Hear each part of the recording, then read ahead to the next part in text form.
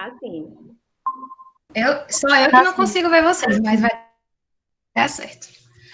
Então, gente, boa tarde. Como Giovana falou, a gente vai falar um pouquinho sobre a terceira meta de segurança do paciente, que é a apresentação do protocolo de segurança na prescrição, no uso e na administração de medicamentos. Então, a gente vai abordar um pouquinho de cada, sobre prescrição, sobre uso e sobre administração.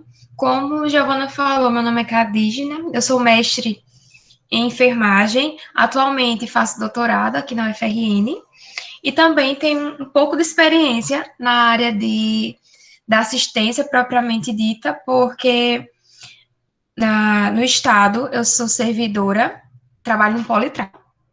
E aqui no município de Natal, eu também sou servidora, só que trabalho numa instituição de clínica médica, então, meu andar de clínica médica. Então, eu vou tentar trazer um pouquinho, abordar um pouquinho com vocês sobre as minhas experiências junto ao protocolo de segurança do paciente na prescrição desses medicamentos, certo? Então, inicialmente, eu venho trazendo para vocês um pouco sobre erro, o que é erro de medicação, quando a gente fala sobre erro de medicação, o que é que a gente realmente aborda. Então, ele fala que é um evento que é evitável, que pode causar ou induzir o uso de medicação de forma inadequada ou dano ao paciente. Por que ou dano ao paciente?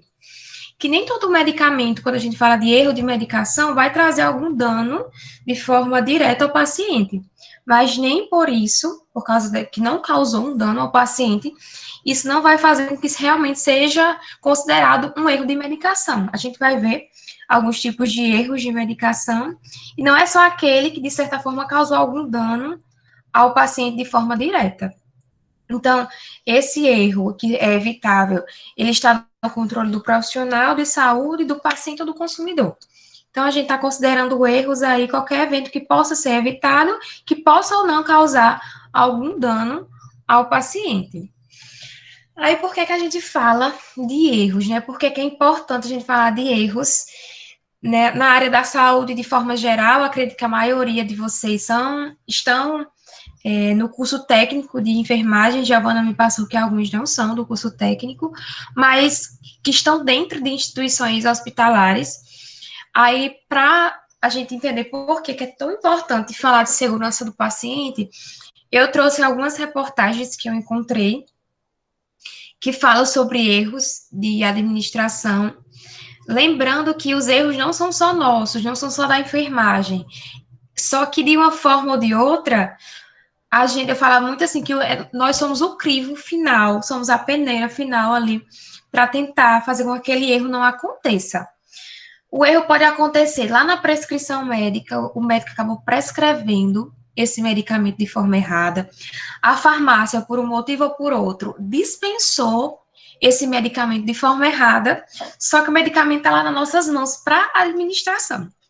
Então, por isso que a gente precisa realmente estar seguro quanto à administração para não causar um erro tão grande, porque geralmente a bomba estoura realmente em nossas mãos e acaba repercutindo até mesmo na mídia de uma forma geral, e isso acaba trazendo também repercussões para a profissão. Então, eu trouxe alguns documentários. Inicialmente, esse primeiro aí fala sobre uma técnica de enfermagem que fala de um erro que matou uma mulher, ela acaba chorando, se desculpando. Esse erro aconteceu lá em São Paulo. Na reportagem, tem até aí imagens. Essa reportagem, ela mesma fala que chegou no plantão e o técnico de enfermagem que estava saindo entregou a medicação para ela administrar. E ela acabou administrando, e como ela administrou, a culpa, né, desse ato acabou repercutindo para ela. Então, a gente começa a atentar para a primeira coisa que eu vou falar com vocês, que é sobre a gente não pode administrar um medicamento que não foi preparado por nós. Isso é errado. Eu não sei como o colega preparou esse medicamento, então eu não posso administrar, sendo que ele que preparou. O correto é a gente preparar o medicamento e nós mesmos realizarmos a administração dele. A segunda notícia é uma apuração que foi feita pelo Ministério Público de uma administração errada de adrenalina em uma criança. E essa administração errada acabou realmente levando a criança a óbito. Então, a medicação, ela era para ser por nebulização e ela acabou sendo aplicada por via endovenosa, né, na veia. Então, a gente tem um dos tipos de erro aí, que é o erro de administração de via. Então, era para ser por uma via, aquela inalatória, e acabou sendo administrada por outro, que é a via endovenosa. Então, isso pode causar realmente erros que acabam repercutindo em morte, por erro na via, que acaba sendo erro também de dose. Uma dose que é para via inalatória não vai ser a mesma que vai ser aquela administrada por via endovenosa, diretamente na veia, certo? A terceira reportagem aí é de uma idosa que morre após a aplicação de glicerina na veia. Esse tipo de reportagem foi muito comum, acabou tendo muita repercussão, porque a glicerina não é um medicamento para ser administrado na veia. Ela pode, inclusive, ser administrada por via retal, por ser um emoliente, mas ela não é para ser administrada na veia do paciente. Essa profissional acabou trocando os frascos e acabou administrando essa glicerina na veia. Eu acredito que vocês já escutaram em algum momento da vida de vocês falando sobre administração. A técnica de enfermagem ou enfermeira administrou dieta, comida na veia do paciente. Isso é muito comum. Acredito que os períodos de vocês são diferentes, mas vocês vão acabar visualizando que a administração de dieta pode ser por sonda nasogástrica e mais indicado por sonda nasoenteral. Então, o que aconteceu no momento? A dieta que seria passada por sonda acabou sendo administrada também por via endovenosa. Então, isso são erros que acabam acontecendo e a gente precisa atentar. Aí, para isso, a gente precisa de protocolos que nos demonstrem como a gente pode agir de forma segura. Essa primeira foto aí do braço de uma criança foi a administração errada no deltoide. Hoje, por estudos, já se demonstra que não é feito mais nenhum tipo de aplicação de medicamento no deltoide. O deltoide ficou no braço, né? Ficou para administração apenas de vacinas. Então, um erro que acabou repercutindo aí na inabilidade do membro dessa criança. Então, só para mostrar qual é a finalidade, por que a gente precisa realmente estar tão atento a esses tipos de administração. Aí, só um panorama em relação aos estudos, o que é que os estudos nos demonstram. E alguns estudos realizados lá nos Estados Unidos, eles demonstram que o paciente que está internado, ele acaba sendo vítima de pelo menos um erro durante o dia.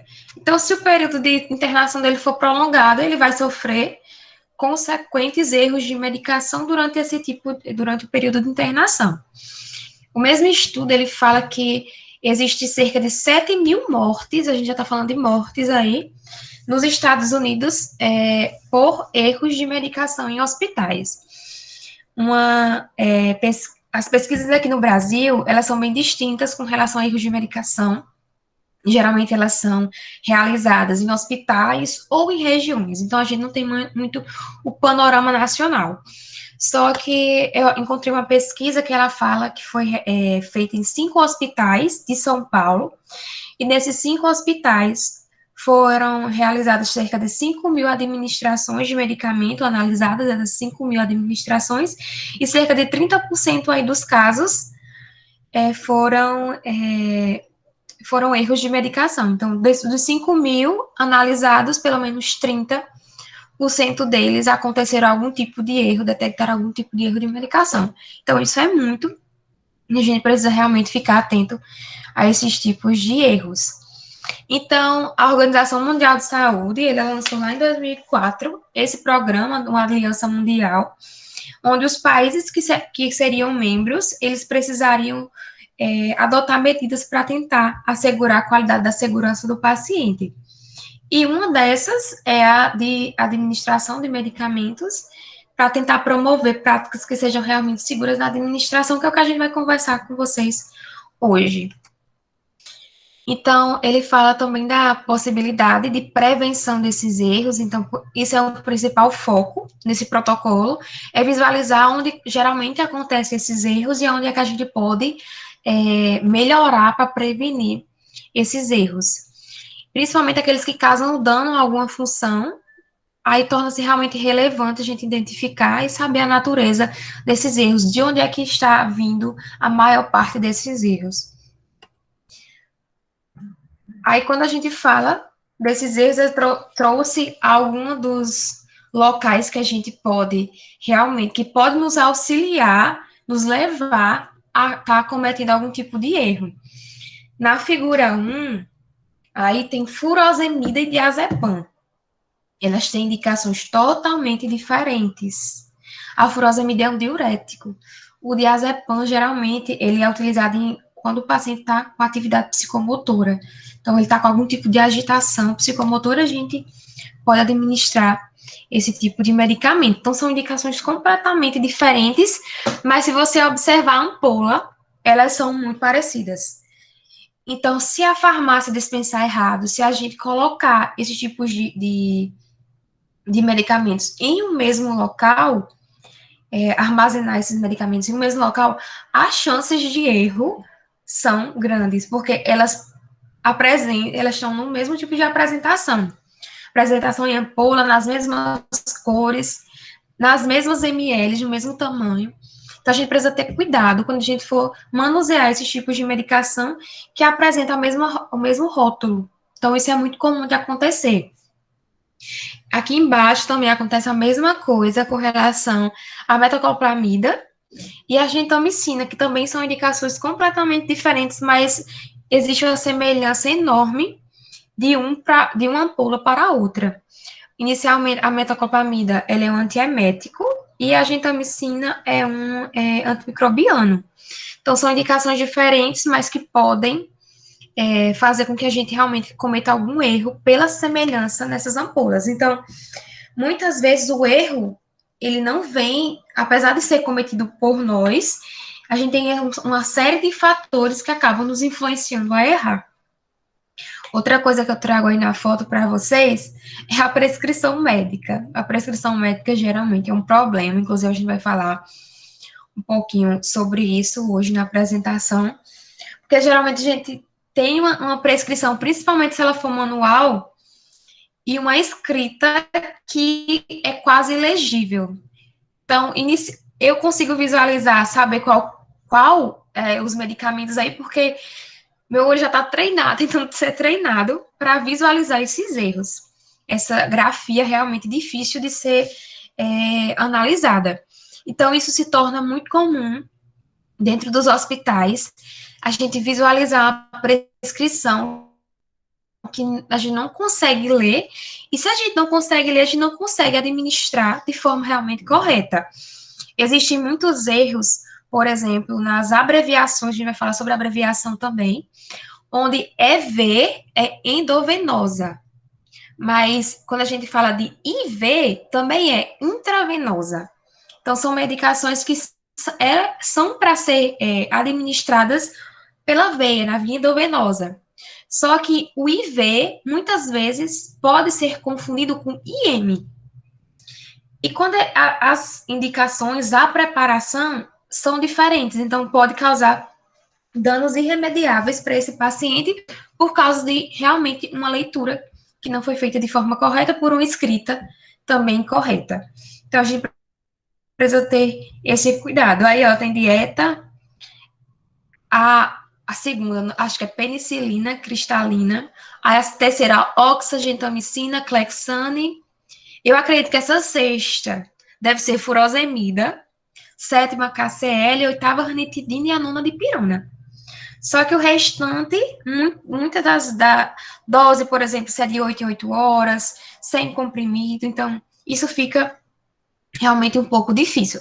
Nessa segunda prescrição, eu não consegui nem decifrar o que realmente estava escrito aí.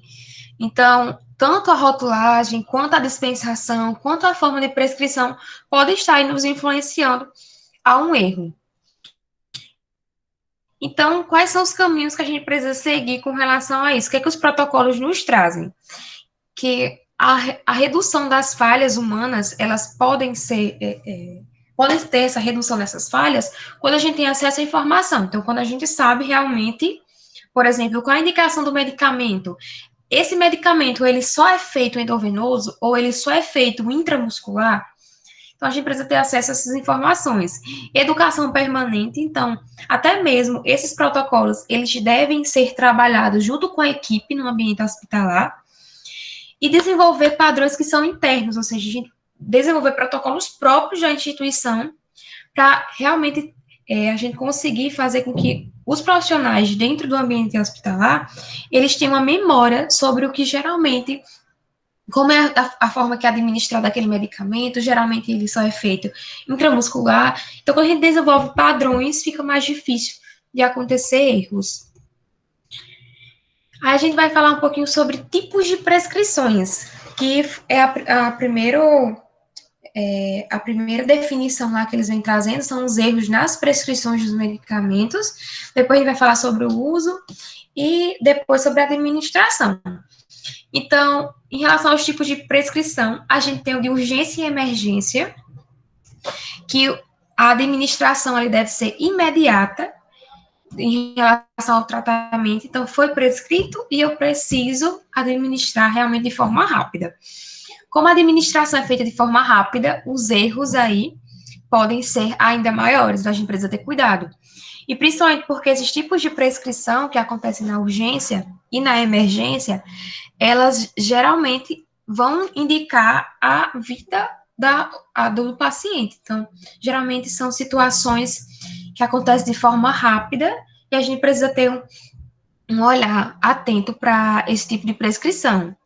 Existem também as prescrições de se necessário. Não sei se vocês já visualizaram alguma prescrição ou se trabalharam nesse tipo de sobre prescrição de medicamento já no curso, mas o médico pode prescrever medicamentos se necessário. Por exemplo, Plasil se necessário. Então, Plasil é um antiemético. Então, se o paciente estiver com náuseas ou vômitos, a gente pode administrar o Plasil. Só que, nesse caso, existem também especificações para esse se necessário. A gente precisa saber, muitas vezes o médico nem está presente quando a gente faz a administração, porque ele já precisa, na prescrição, colocar realmente tudo o que pode ser feito. Então, é Plasil, é quantas miligramas, é em que via, quanto é que a gente pode fazer? Ou seja, o Plasil é de 8 em 8 horas, se esse paciente ele continuar progredindo com náuseas e vômitos, eu posso fazer em quanto tempo novamente uma próxima dose? Então, ele precisa deixar especificado isso. Então, se caso a prescrição ela não estiver especificado, só tivesse assim, vazio se necessário, as chances de erro seriam ainda maiores, porque a gente não precisa ter informações maiores sobre esse medicamento para fazer a administração. Outro tipo de prescrição é aquela que é baseada em protocolos, que geralmente isso acontece com quimioterápicos. Então, a administração, geralmente, ela já vem pré-estabelecida, pré-definida, com relação aos critérios de uso e conclusão. Então, isso é muito comum utilizado lá na oncologia, lá na quimioterapia. Então, a gente tem um início e um fim e a forma de administrar esse tipo de medicamento.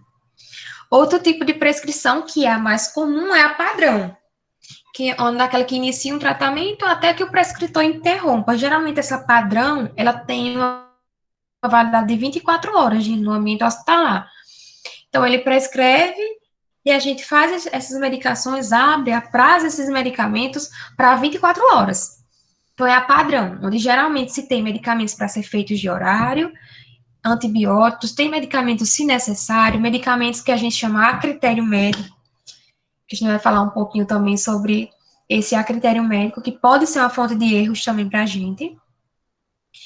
E padrão, a padrão, só que com data de fechamento, que geralmente ela acontece com os antibióticos. Acredito que a maioria de vocês já fizeram uso, seja dentro do ambiente hospitalar, geralmente ele tem um início e um fim.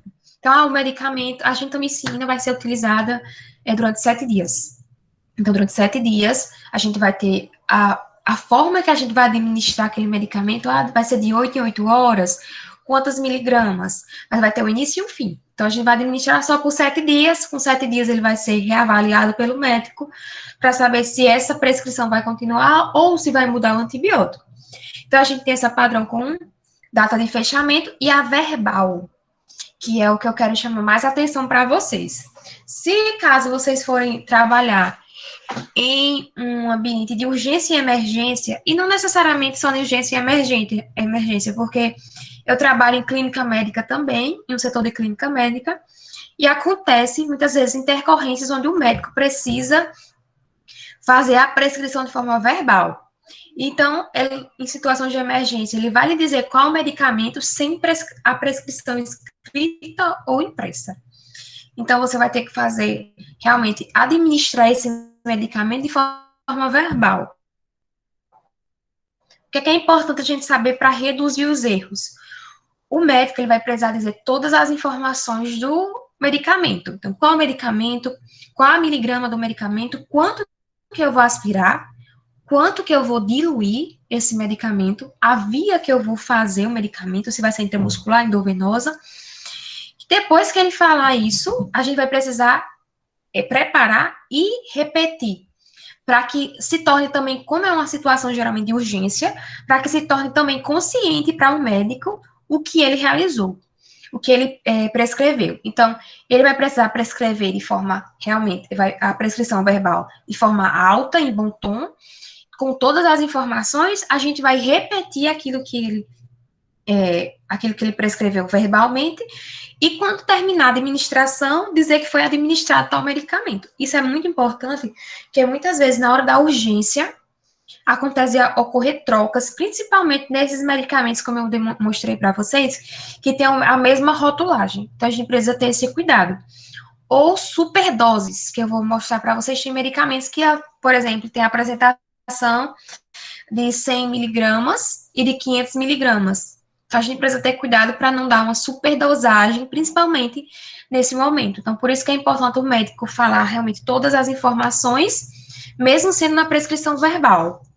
E lembrando, gente, que o protocolo de segurança também fala que depois, realmente, dessa prescrição verbal, esse médico precisa prescrever, seja de forma eletrônica, né, digitada ou manual, e a gente precisa fazer realmente a checagem desse medicamento e as anotações logo após a passagem desse período de emergência. Aí eu trouxe para vocês aí uma prescrição médica para a gente trabalhar alguns pontos, certo? O protocolo de segurança, ele fala de pontos principais que devem estar em uma prescrição médica, que não se pode faltar. E quando vocês forem para a prática, vocês vão ver que existem muitos erros em relação a isso, de informações que são incompletas, que muitas vezes a gente precisa voltar novamente no médico, perguntar o que realmente ele quis dizer com aquilo, qual é a via de administração. Quando ela está digitada, assim, bonitinha, até é ótimo. Mas quando ela é feita de forma manual, isso dificulta um pouquinho. Então, esse é o modelo de prescrição médica, que não necessariamente vai ser dessa forma, mas a gente vai trabalhar aqui quais são os atributos que elas precisam ter, quais são as coisas que não podem faltar nessa prescrição. Inicialmente, o hospital, onde onde o médico está prescrevendo e qual o endereço dele, isso é algo essencial que precisa ter na prescrição. E vocês precisam saber que é necessário existir isso, porque quem vai realizar essa prescrição somos nós. Então, a gente precisa estar respaldado com relação à fidedignidade daquela prescrição. Além disso, o nome da paciente ou do paciente de forma por extenso, não pode ter abreviaturas.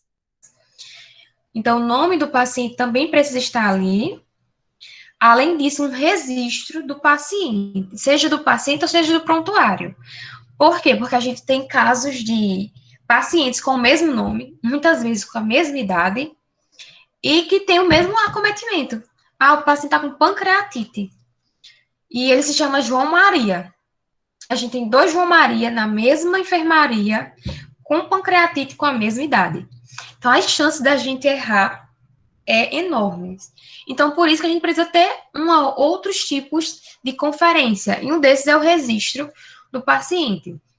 Então, na prescrição, precisa também ter esse tipo de registro, porque da mesma forma que a gente pode trocar os pacientes, o médico também pode trocar as indicações da prescrição, então a gente precisa ter esse registro para conseguir conferir, principalmente nesses casos de pacientes que detêm o mesmo nome. Inclusive, é um cuidado que o protocolo de segurança fala para tentar fazer com que esses pacientes não fiquem no mesmo setor, que as chances de erros realmente são grandes. Outra coisa que o protocolo fala é que a gente precisa ter o leito do paciente. O leito, a enfermaria e, se tiver andar, o andar que o paciente se encontra. Aí, ó, tem a enfermaria, que já eu acredito que deve ser ginecologia e obstetrícia. Então, a enfermaria, o leito é o leito 68. No quarto C. E qual o tipo de enfermaria? Então, a gente precisa saber onde é que está esse paciente e em que local a gente pode encontrá-lo para conseguir também fazer essa diferenciação. Além disso, precisa ter na prescrição médica o nome do médico prescritor, carimbo, de forma realmente legível, com o CRM. Então, nosso número COREM. O médico também tem o CRM, então é necessário que esteja lá carimbado por ele com o CRM e o CRM do estado. Então, por exemplo, o médico que trabalha aí em João Pessoa, por exemplo, e aqui no Rio Grande do Norte, eles precisam ter 2 CRMs. Da mesma forma, nós da enfermagem. Então, é preciso que esse CRM seja realmente registrado no conselho regional. Além disso, outro ponto da prescrição é a data, porque geralmente essas prescrições elas têm duração de 24 horas. Então, se ela tem duração de 24 horas, ele precisa estar com a data ali atualizada para a gente estar dentro dessas 24 horas realizando os cuidados a esse paciente. Outra coisa que eles falam também é em relação às recomendações na utilização da prescrição que é digitalizada, eletrônica, porque assim a gente consegue realmente definir, decifrar o que é que está escrito ali e reduz muito os erros de medicamento. A prescrição manual pode levar a um número maior de erros, como já foi dito. A prescrição que é carbonada não é indicada. O que é a prescrição carbonada? A prescrição, ela precisa ser em 2 vias. A que fica com a gente dentro da enfermaria, ou o setor em que o paciente esteja, que vocês estejam trabalhando, e uma que vai para a farmácia. Então, ela precisa ser em 2 vias. Geralmente, quando é feito à mão, o médico coloca o carbono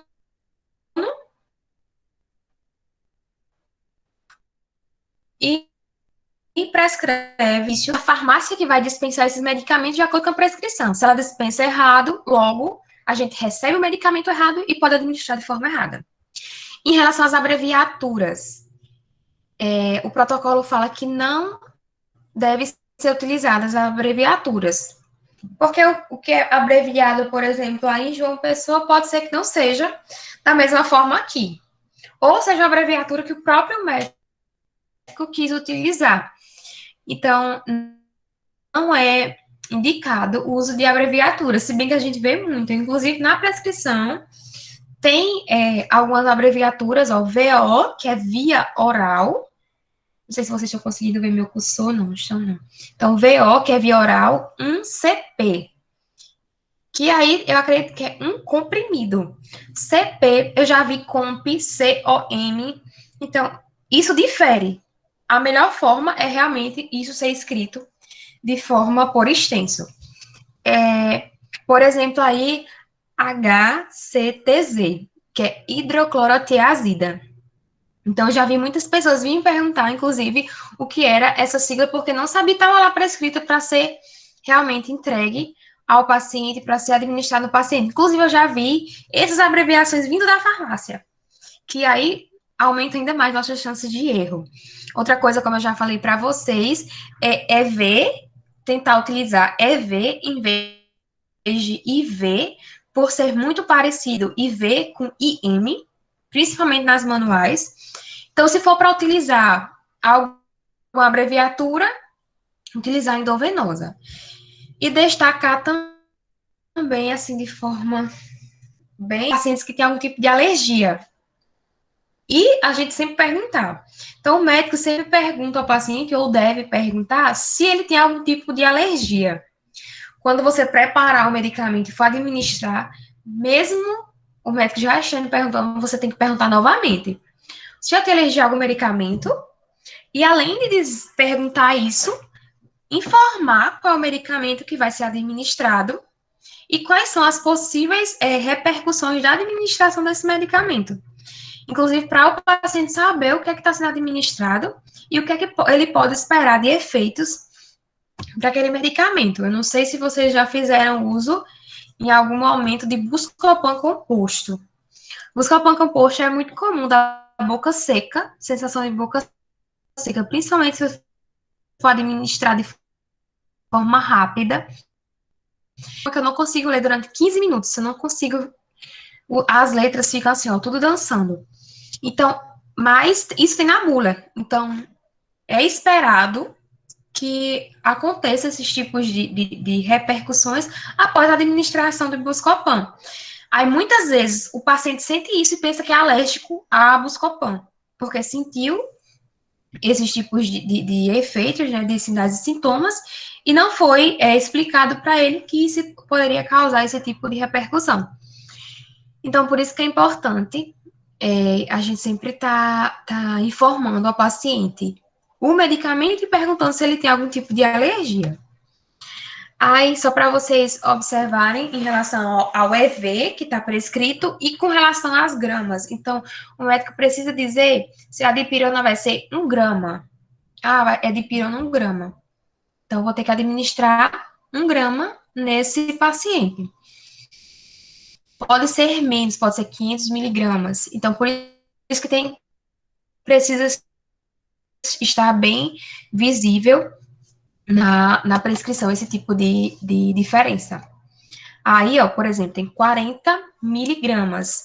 Não sei se vocês já tiveram alguma disciplina de semiologia e semiotécnica, que geralmente em semiologia e semiotécnica a gente trata sobre miligrama, grama, gotas, e faz esse tipo de abordagem. Então, a gente precisa ter cuidado em relação a esses tipos de dosagem.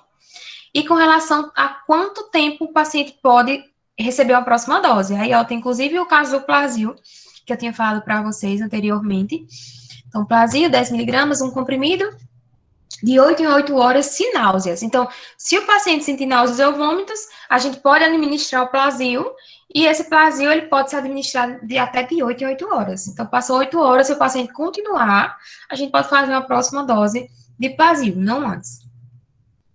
Então, quais são os cuidados que a gente precisa ter com relação às doses? A gente viu alguns em relação à prescrição, quais os cuidados que a gente precisa ter em relação à dose.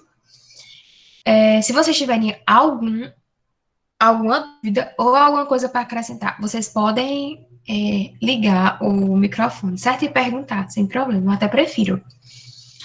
Então, com relação aos cuidados relacionados às doses, a gente diz que as doses precisam ser conferidas pelo prescritor antes da assinatura, então ele prescreveu, confere novamente, que geralmente, infelizmente, isso não acontece, mas confere novamente se realmente é isso,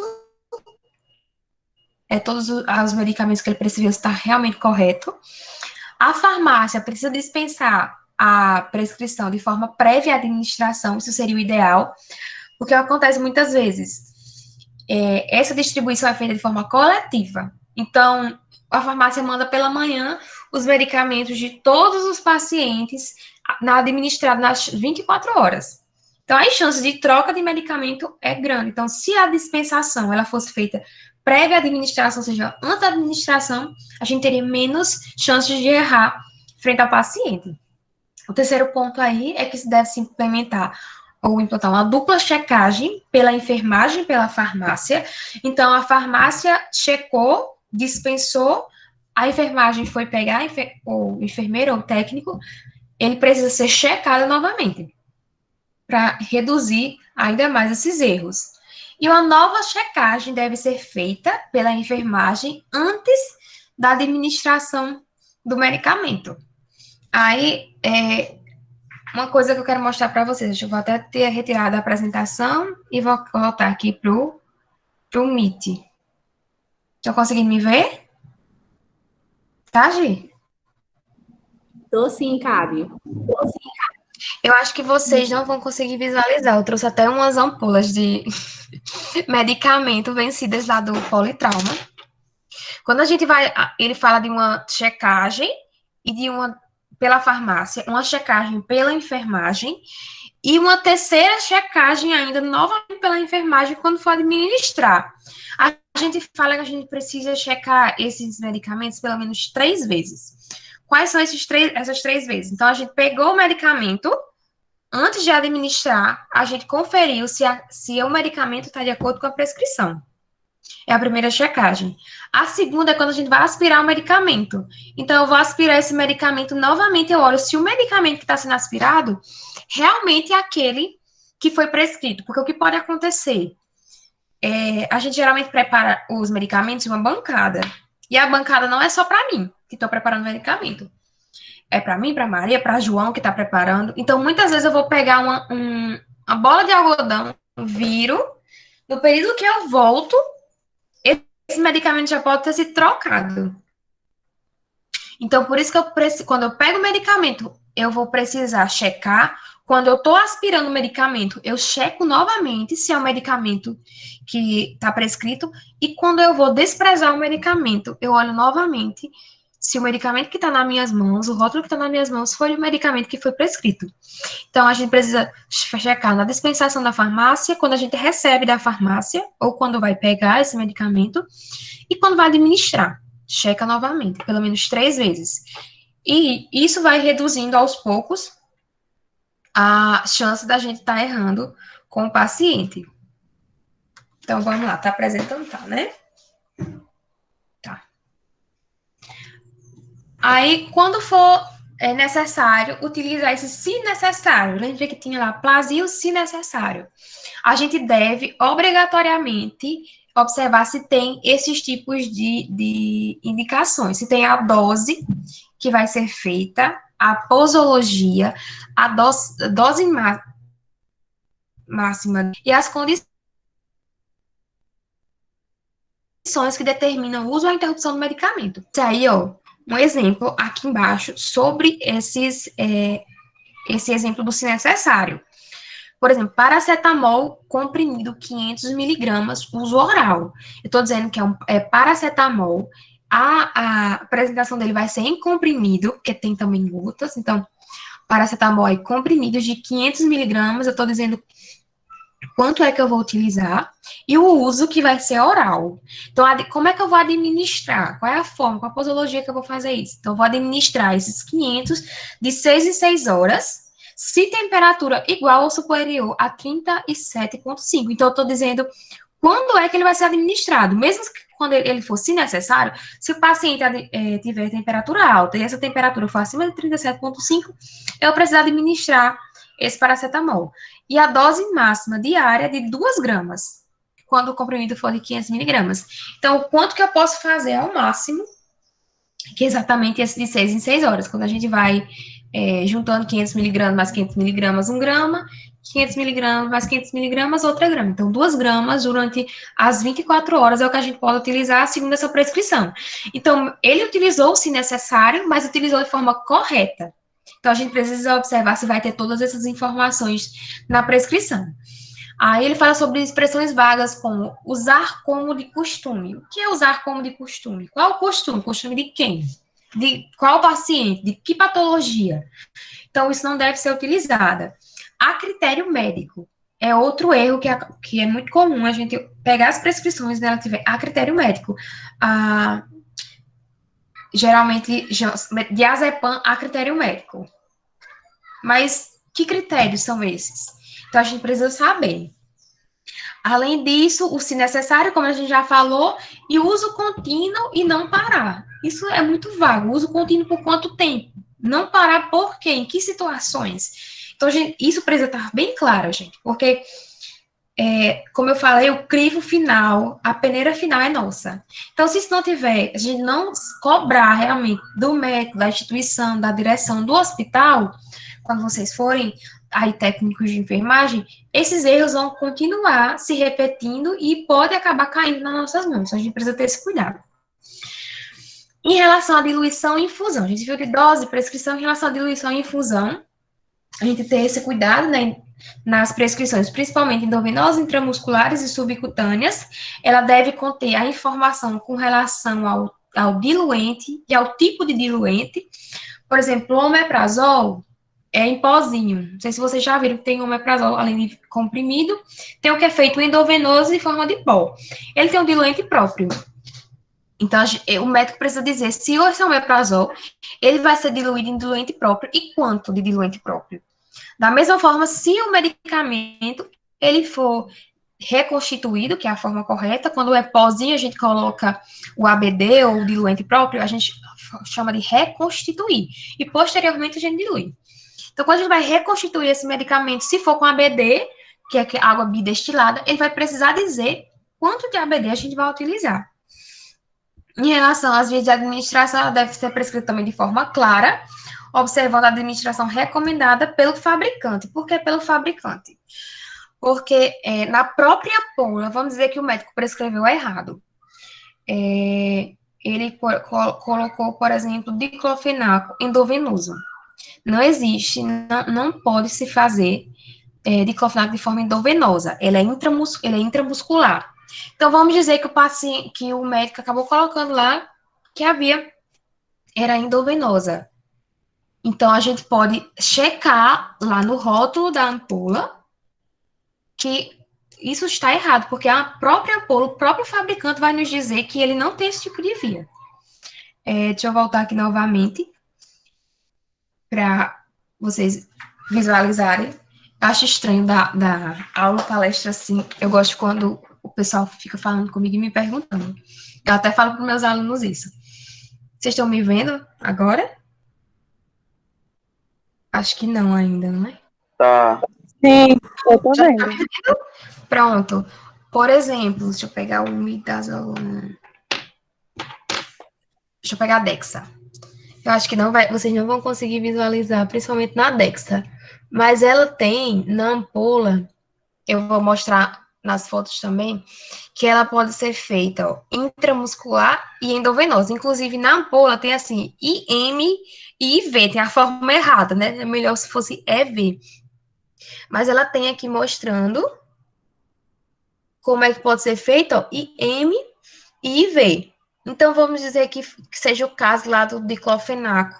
E o médico prescreveu endovenoso no lugar de intramuscular. Então, a gente pode fazer essa conferência do rótulo, inclusive a gente vai ver quais são os certos da medicação, e vai ver que está errado. E, novamente, voltar para ele e pedir correção e atenção para o médico com relação a esses tipos de prescrição. E pode acontecer, gente, porque infelizmente, errar para a gente tem muitas repercussões, mas o erro é humano, tem o cansaço. Geralmente, a gente não trabalha só em um local, nossas escalas geralmente são noturnas, ou também tem noturno, então isso acaba fazendo com que a gente gere também uma série de repercussões físicas que podem repercutir no erro. Então, por isso a gente precisa ter o máximo de atenção e toda a equipe está atenta a esses tipos de erro, certo? Então, observar aí a indicação do fabricante para nos auxiliar nessa redução de erros também. Aí eu trouxe novamente uma prescrição aí para vocês verem que muitas vezes não dá para saber qual medicamento, qual via. A gente precisa voltar para o médico e pedir para ele melhorar essa grafia, ou, se não for possível, ele fazer a prescrição de forma digitalizada. Em relação às prescrições verbais, que a gente já viu, elas devem ser restritas apenas às situações de urgência e emergência, isso não deve ficar comum. O médico está prescrevendo de forma verbal, você está administrando. Não. Essas exceções, elas são abertas para casos de urgência e emergência. Elas devem ser escritas de um formulário de prescrição logo após a administração do medicamento. Então, administrou, não está mais ali naquele clima caótico da urgência. Então, vamos prescrever e fazer a documentação de forma errada, de forma correta, né? Com todas as informações. E o prescritor, ele deve falar o nome, como eu falei, a dose, a via de administração do medicamento de forma clara, e quem recebeu essa ordem verbal, confirmar novamente esse tipo de prescrição e falar sobre a administração quando ocorrer a administração. Então, foi administrado uma ampola de adrenalina endovenosa. Então, falar verbalmente para o médico que a prescrição que ele solicitou foi realizada para ele ter realmente essa ciência, até mesmo de quando a próxima dose pode ser feita. Em relação aos cuidados relacionados à medicação, então o prescritor, ele deve certificar-se de que a alteração na prescrição foi feita de forma clara. O que acontece muito, por exemplo, troca de antibiótico. O paciente estava tomando um determinado antibiótico, chegou uma cultura do paciente que mostrou que ele estava com outro micro-organismo. Então, como ele está com outro micro-organismo, geralmente o médico precisa trocar esse antibiótico. Aí, o que ele faz? Faz um risquinho e coloca suspenso. Então, essas alterações das prescrições, elas precisam ser feitas de forma clara, legível e sem rasuras. Para a gente saber realmente que aquele medicamento que ia ser administrado, ele foi suspenso, e um novo medicamento vai entrar para combater esse micro-organismo. Porque se não for anunciado e essa alteração não for feita de forma correta, a gente vai continuar fazendo a administração do medicamento, a farmácia vai continuar dispensando e o tratamento do paciente não vai ser efetivo. As modificações devem ser feitas nas duas vias, então na nossa da farmácia, exatamente para a farmácia também saber que foi suspenso e existe um novo medicamento agora para esse paciente. E os pacientes eles devem ser orientados a não permanecerem com os medicamentos de uso próprio na unidade. Acontece muito. Muito mesmo. O paciente fala, eu faço uso de captopril em casa. Já faço uso normal de uma vez ao dia, pela manhã. Acontece muito com a losartana. Eles já tomam losartana em casa, já tem o horário deles de tomar losartana, que é um hipotensor também, assim como o captopril. E a gente já vai fazer o uso da medicação, já está prescrito para ele dentro do ambiente hospitalar, só que ele tem no bolso, dentro da bolsa. Eles fazem novamente. E a gente só visualizando que o paciente está com hipotensão, está com a pressão baixa. Quando a gente vai visualizar é porque o paciente está fazendo uso 2 vezes de um medicamento. Na nossa prescrição é porque ele tem o medicamento dentro da bolsa dele e está fazendo uso novamente. Então, mais uma vez, é a importância da gente estar verbalizando o que a gente está administrando para o paciente, para ele também ter a noção que já foi administrado, além de orientar, claro, quanto ao uso desses medicamentos que serão suspensos dentro do ambiente hospitalar. Os pontos de transição também no hospital são considerados críticos, pois ocorrem mudanças e os erros nessas mudanças acabam sendo expressivos. O que são pontos de transição? A gente tem 2 João Maria, por exemplo, na minha enfermaria, no primeiro andar, e eu preciso transferir um do João Maria para o segundo para diminuir esses erros de medicação. Então, eu vou ter uma transferência do paciente do primeiro para o segundo andar. Nessa transferência, exatamente ali na troca de plantão, ali das 6h40, 6h45, exatamente quando existe a troca de uma equipe por outra. Mas a gente transferiu o paciente. Quando chega no segundo andar, não se sabe se foi feito o medicamento, quais eram os medicamentos, o medicamento não veio, ficou lá no andar, não está checado, não sabe se foi adiantado o medicamento, se vai precisar fazer uma nova dose. Então, quando o paciente é transferido, ou vai de alta para casa, precisa realmente essa prescrição ser feita de forma correta, assim como para a gente a checagem e a evolução, a anotação daquilo que foi feito, para a gente saber se o medicamento foi feito ou não, se foi suspenso ou não, para quando o paciente chegar em outro andar, ele ter o mesmo tipo de cuidado. Então, a gente precisa ter esses cuidados também. As unidades de saúde, eles devem divulgar a lista de medicamentos que são potencialmente perigosos e de alta vigilância. A gente vai ver quais são esses medicamentos, então a farmácia precisa disponibilizar para a gente ter cuidado que a gente for administrar, porque você não sabe qual o medicamento que é de alta vigilância. mas você tem uma lista ali dizendo quais são esses medicamentos e você vai ter um cuidado redobrado para fazer esses tipos de administração. Além disso, é necessário saber as interações medicamentosas. Quem apraza, quem geralmente abre o horário da medicação, por exemplo, de 8 em 8 horas, é o enfermeiro. E os técnicos, eles fazem a administração. Então, tanto nós, enfermeiros, quanto inclusive vocês, a gente precisa estar sinalizando quais são os medicamentos que, se fizerem junto, um corta o efeito do outro, ou seja, da interação medicamentosa. Ou corta o efeito, ou potencializa o efeito. Então, a gente precisa saber. Geralmente, esse tipo de informação deve ser dado pelo farmacêutico. Então, por isso que é importante a gente ter uma equipe realmente multidisciplinar aí avaliando esse paciente. Destacar na prescrição novamente as alergias de forma bem visual, para a gente conseguir visualizar e realmente reduzir esses erros.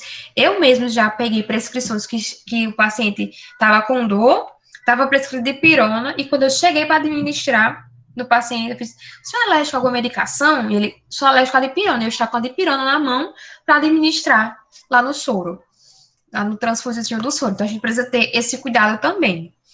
E o número de apresentações e concentrações diferentes, porque isso aumenta ainda mais as chances de erros, principalmente quando a gente fala de anticoagulante, opiáceos, insulina e eletrólitos de forma concentrada, como KCL. A gente precisa ter muito cuidado, porque uma dose a mais de KCL alterada, exacerbada, pode levar o paciente a uma parada cardíaca e a óbito.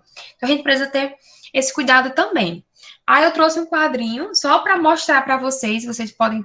Todo esse material, gente, foi retirado dos materiais que foram disponibilizados para vocês pelas professoras. Então, um cuidado que se tem também é de grifar realmente e colocar em caixa alta medicamentos que têm a escrita muito parecida. Por exemplo, epinefrina com adrenalina. Então, diferir esses tipos de medicamento. A adrenalina, a amiodarona, dobutamina. Então, a gente precisa ter cuidado para quando for administrar esses tipos de medicamento, ver realmente se é o mesmo medicamento ou se é porque ela tem uma escrita tão parecida que a gente acabou confundindo. Então, esse é só um quadrinho para mostrar as classes terapêuticas que a gente precisa ter maior cuidado. Aí ele fala aí em relação à epinefrina, a água estéril e destilada, porque geralmente elas são de 500, pode ser de 500 500 ml, e o soro é de 500 ml também, muitas vezes. Então, para não ter esse tipo de troca, eles precisam estar em locais separados dentro do ambiente hospitalar, e muitas vezes eles estão juntos, o que aumenta mais ainda nossas chances de erro. Então, antimicrobianos, os medicamentos que são antitrombóticos também precisam estar ali em locais de alta vigilância, realmente destacados, que precisa ter um cuidado maior quando for administrar esses tipos de medicamento. Aí eu trouxe só alguns exemplos que tem no POP, inclusive em um dos arquivos que foi disponibilizado para vocês, que é alguns exemplos sobre administração e como ela deve ser feita. Por exemplo, o uso oral, ele fala que precisa ter o nome do medicamento, a concentração, forma farmacêutica, dose, posologia, via de administração e orientações com relação ao uso. Aí tem aqui um exemplo, captopril, 25 miligramas, comprimido. Então, estou dizendo qual a forma farmacêutica dele, é um comprimido. E a concentração que eu estou utilizando. Então, administrar 500 miligramas, ou seja, se são 500 miligramas, não vai ser só um comprimido de captopril, serão 2 comprimidos, porque aí, ó, captopril 25 miligramas. Geralmente, acontece na instituição, por exemplo, só ter captopril de 25 miligramas, mas o médico quer que administra aí 50 miligramas. Então, se é 50 miligramas, vai ser 2 comprimidos. Aí, de 8 em 8 horas, então, ele falou quando é que eu posso administrar, em quanto tempo. Aí, por via oral, 1 hora antes ou 2 horas depois dos alimentos. Então, tá, como pode ser administrada, as orientações em relação ao uso. Em relação ao uso endovenoso, ele vai dando outros exemplos. A anfotericina B, 500 miligramas, frasco ampola. Então, aqui já é um frasco ampola. Aí, reconstituir, que como eu falei para vocês, o que é que eu reconstituir? O medicamento geralmente vem no pozinho, então eu vou precisar reconstituir e depois vou precisar rediluir. Então, tudo isso ele vai ter que demonstrar, vai ter que estar lá na prescrição para você administrar. Então, reconstituir essa anfotericina em 10 ml de água destilada. Aí, depois que eu reconstituir, eu vou rediluir, como você deve fazer. O uso vai ser endovenoso por minuto. Então, eu estou dizendo a quanto tempo eu vou administrar. Então, em 1 minuto, eu tenho que ter pelo menos 35 gotas. Aí, ele diz que é uma vez ao dia. Então, durante 24 horas, eu vou fazer essa administração só uma vez e administrar esse conteúdo de 500 ml em 5 horas. Então, ele vai precisar, essa anfotericina B vai ter que ser administrada, você vai ser passada durante 5 horas. Então, todas as informações estão aí. Isso reduz muito o erro de, por exemplo, fazer uma medicação de forma mais rápida do que ela deve ser administrada. Eu dei aí o exemplo do Buscopan, mas o Plasil, ele dá uma reação que a gente chama de reação extrapiramidal. Então, geralmente, não sei se alguém aí já fez uso, se fez, pode se manifestar. Se alguém já fez uso de Plasil e de forma rápida, a gente já espera que ele tenha esse tipo de reação, quando é de forma rápida, as chances são ainda maiores. De, por exemplo, o paciente ficar com vontade de retirar o soro, de correr, retirar a roupa, inclusive. A gente chama isso de reação extrapiramidal. Então, por a gente ter cuidado na forma de infusão. E por isso que é interessante o médico colocar em quanto tempo a gente deve administrar esse medicamento. Outro medicamento que dá muito desses efeitos é o tramal. Tramal é um medicamento forte para dor. Então, quando a gente administra o tramal de forma rápida, geralmente o efeito dele é a ânsia ou náusea, de vontade de vomitar. Então, geralmente a gente faz o tramal junto com o plasma exatamente para reduzir esses efeitos. Então, por isso que a gente precisa saber qual é o efeito do medicamento, para que ele serve, e geralmente quais as indicações de correlação. O medicamento pode ser feito junto com o outro. Então, por isso que a gente precisa estudar muito a parte de medicamentos. Medicamento não é um conhecimento que é para ser só do médico, só do farmacêutico. É para ser de toda a equipe. Em relação à intramuscular, aí ele vai demonstrando como é a forma de diluição, quando ela é em pozinho. Por exemplo, a ceftriaxona, ela pode ser feita tanto intramuscular quanto endovenosa. A ceftriaxona é um antibiótico.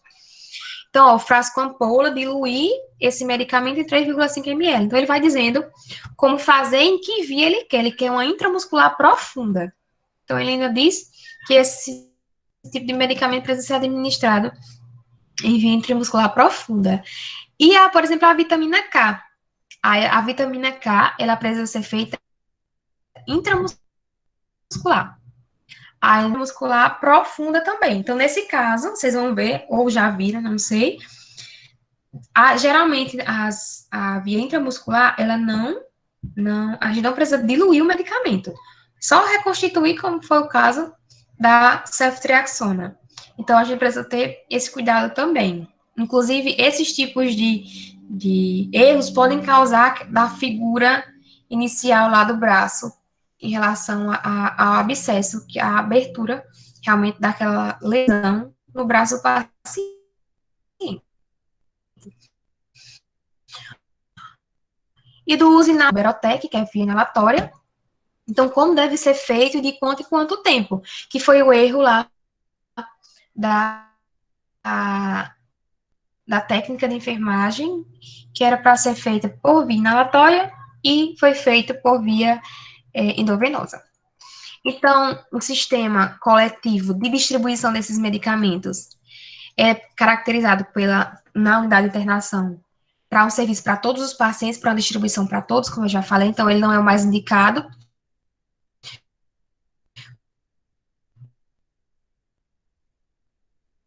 quando a distribuição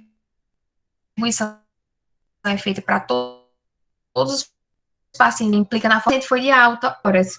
Então, acaba fazendo estoque no setor onde não é para ter esses medicamentos. Os medicamentos em estoque é para estar lá na farmácia ou no CAF, que é a central dessa farmácia. Então, não é para estar dentro do ambiente realmente de internamento. Isso acaba aumentando ainda mais as chances de erro.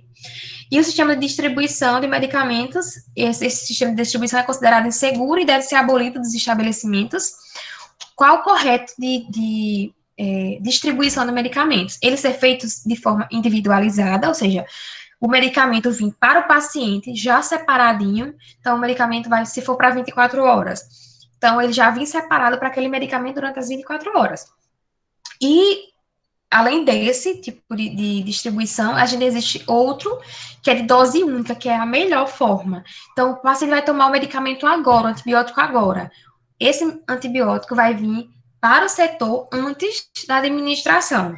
A próxima dose é daqui a 8 horas, então daqui a 8 horas o medicamento vai vir de novo. Então, isso reduz as chances de erro em relação a gente, em relação à farmácia também.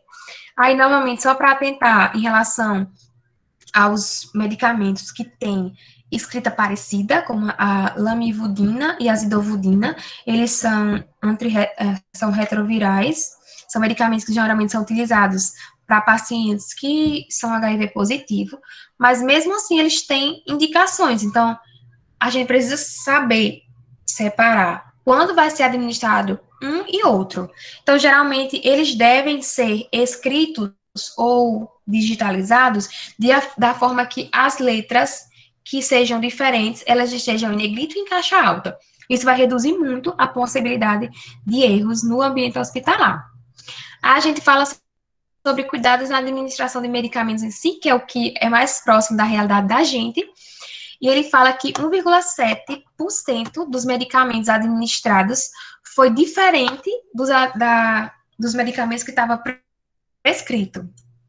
Isso foi um estudo que mostrou que pelo menos 1,7 dos medicamentos que foram administrados era errado, ou seja, era um medicamento e já administrou outro. 4,8 das doses administradas seriam diferentes daquelas doses que são prescritas. Por exemplo, foi prescrito 1 grama e a gente fez só 500 miligramas. Então, a dose administrada foi diferente. 1,5% foi administrado em vias diferentes da que estava prescrita. Por exemplo, era para a administração ser endovenosa e acabou sendo intramuscular.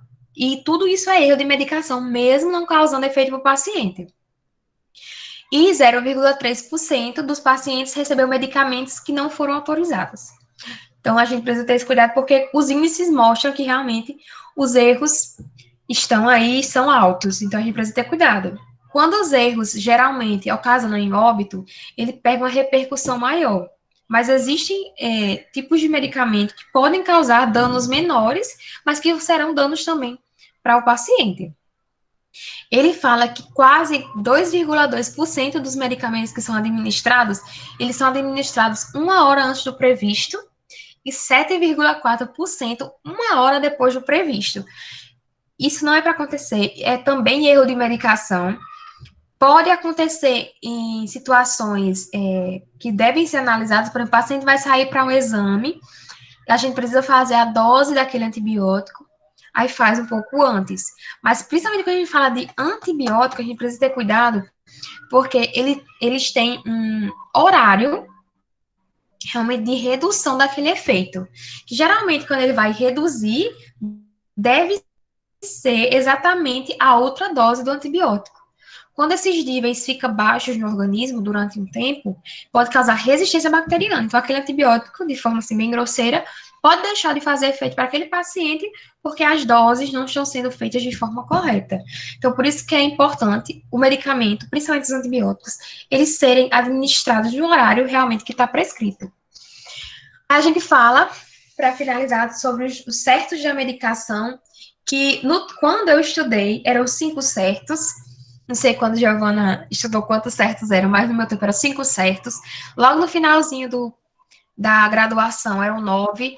Depois já se falaram de 11, já se falaram de 13. O protocolo que foi disponibilizado para vocês, eles falam de 9 certos da medicação. Que o primeiro certo é o paciente certo. Então, a gente precisa saber que aquela dose da medicação está sendo para aquele paciente. Então, perguntar ao paciente qual o nome completo antes de administrar o medicamento e utilizar, no mínimo, 2 identificadores. O que, são esses identificadores? Perguntar o nome do paciente, a gente pode ver na pulseira se realmente é o nome dele, na cama, se está identificado, na prescrição. Então, isso são identificadores. Eu conferi o nome do paciente, a prescrição, conferi com ele o nome, conferi com ele em relação à pulseira, ou registro no prontuário. Se o medicamento é certo, então se conferir se o medicamento que está em mãos é realmente o prescrito, aí a gente vai voltar lá para aquela dispensação na farmácia, a conferência da gente e as 3 conferências que a gente faz quando pega o medicamento, quando vai aspirar e quando vai desprezar. Se é a via correta, então, verificar se a via de administração prescrita é a via tecnicamente recomendada, já estão entrando nesses tipos de erro. E identificar o paciente e qual a conexão correta para a via de administração, exatamente para não ter erros de administrar um medicamento na via do soro, seja na via endovenosa, sendo que a via era intramuscular. Então, identificar realmente qual o paciente e qual a conexão realmente que está correta. Geralmente, dentro do ambiente hospitalar, outra coisa que a gente faz para tentar reduzir esses erros, quando o paciente tem muitos equipamentos, tem soro, tem dieta por sonda, então a gente separa os medicamentos endovenosos de um lado e os outros dispositivos do outro, já para não ter esse tipo de erro de conexão. Então, ó, só para mostrar como exemplo para vocês o quanto que uma insulina é parecida com a outra, elas têm indicações diferentes. Uma é a NPH, que a duração dela é prolongada, e a outra é a regular, que é para geralmente ela é utilizada para corrigir. Então, o HGT, a glicemia do paciente deu alta, então a gente precisa corrigir naquele momento, ela é de ação rápida. E geralmente as unidades que a gente utiliza na regular é um pouquinho superior à que a gente utiliza na NPH. Então a gente precisa ter cuidado para não confundir um tipo com o outro. Então, por isso que a gente precisa realmente ter esse cuidado de conferir no rótulo qual é a prescrição e o que é que a gente está sendo administrado.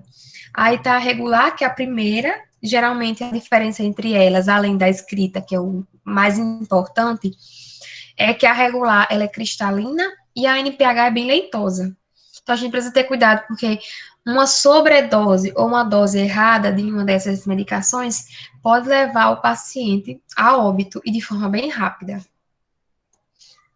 Então, além disso, a hora certa, então a gente novamente volta para preparar um medicamento no horário que realmente seja oportuno e de acordo com as recomendações do fabricante. E assegurando a estabilidade, então eu preparei e vou administrar. Alguns medicamentos ele tem uma estabilidade maior, ou seja, depois de reconstituído, ele pode ficar ali por algum tempo para depois ser administrado, mas não é todos os medicamentos que têm esse tipo de estabilidade. Então, geralmente, a gente prepara e administra no paciente. A dose certa também, então conferir se realmente eu estou fazendo 50 miligramas e não 25 miligramas, ou o contrário.